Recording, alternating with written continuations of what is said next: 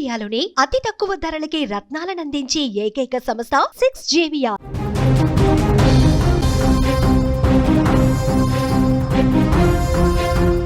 మరో breaking news చూస్తున్నాం. Spice jet విమానానికి ప్రమాదం తప్పినట్లుగా తెలుస్తోంది. ముంబై విమానాశ్రయం నుంచి టేక్ ఆఫ్ సమయంలో ప్రమాదం సంభవించింది. విమానం గాల్లో ఉండగానే చక్రం సడన్ గా ఊడిపోయినట్లుగా తెలుస్తోంది.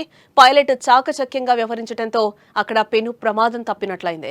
ప్రమాద సమయంలో విమానంలో 75 మంది ప్రయాణికులు ఉన్నారు. తీవ్ర భయాందోళనకు గురయ్యారు ఒక్కసారిగా ప్రయాణికులు. ఒకసారి కూడా మనం ఆ విజువల్ చూసే ప్రయత్నం చేద్దాం. ఒక్కసారిగా గాల్లో ఉండగానే ఆ విమానానికి సంబంధించిన ఆ చక్రం ఏ విధంగా ఊడిపోయిందో కూడా ఒకసారి విజువల్ చూద్దాం.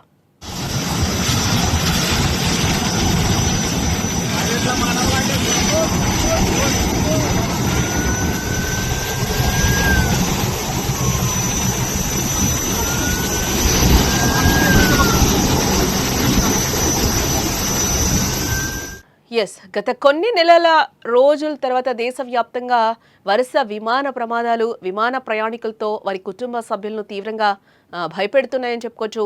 ఎప్పుడు ఎక్కడ ఏ విమానం ప్రమాదానికి గురైన వార్త విన్నా వారి గుండె ఆగినంత పనైపోతుంది. ముఖ్యంగా గుజరాత్లో జరిగిన ఎయిర్ ఇండియా విమాన ప్రమాదం తర్వాత ఆ భయం 10 రెట్లు ఎక్కువైందని చెప్పుకోవచ్చు. ఇదిలా ఉంటే తాజాగా ముంబై విమానాశ్రయం నుంచి టేక్ ఆఫ్ అవుతున్న ఓ స్పైస్ జెట్ విమానం చక్రం సడన్ గా టేక్ ఆఫ్ సమయంలో ఊడిపోయింది. ఈ ఘటనతో ప్రయాణికులు ఒక్కసారిగా తీవ్ర భయాందోళనకు గురయ్యారు. అయితే పైలట్ చాకచక్యంగా వ్యవహరించడంతో విమానం అత్యవసరంగా వెనక్కి తిరిగి క్షేమంగా ల్యాండ్ అయింది.